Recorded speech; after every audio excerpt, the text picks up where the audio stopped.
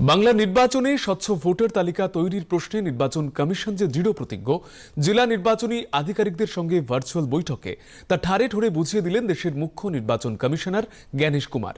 সূত্রের খবর, power point presentation যোগে গাফিলতির অভিযোগ তুলে ধরে সংশ্লিষ্ট জেলা শাসকদের বক্তব্য জানতে চেয়েছেন সিইসি।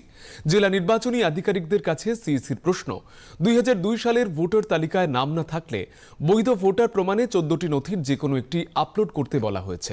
সেখানে সংবাদপত্রের কাটিং, খালি পাতা আপলোড করা হলো কিভাবে? কে আপলোড করলো?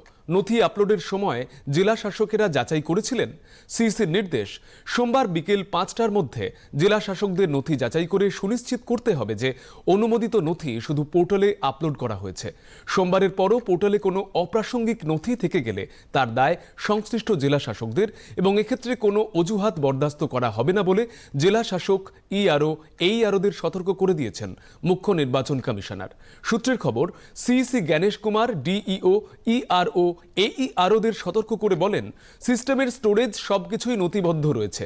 5 বছর পরেও কোনো বিদেশি নাগরিকের অস্তিত্ব ভোটার তালিকায় মিললে সংশ্লিষ্ট আধিকারিক তার জন্য দায়ী থাকবেন। গাফিলতির কারণে কোচবিহার, জলপাইগুড়ি, মালদা, উত্তর 24 পরগনা, দক্ষিণ 24 পরগনার জেলা শাসকদের কমিশনের ভৎসনার মুখে পড়তে হয়। রাজনৈতিক বিবৃতি না দেওয়ার নির্দেশ দেওয়া হয়েছে পূর্ব বর্ধমানের জেলা শাসককে। শুনানির নথি আপলোডে দেরির জন্য কমিশনের রোষের মুখে পড়েন কোচবিহারের জেলা শাসক।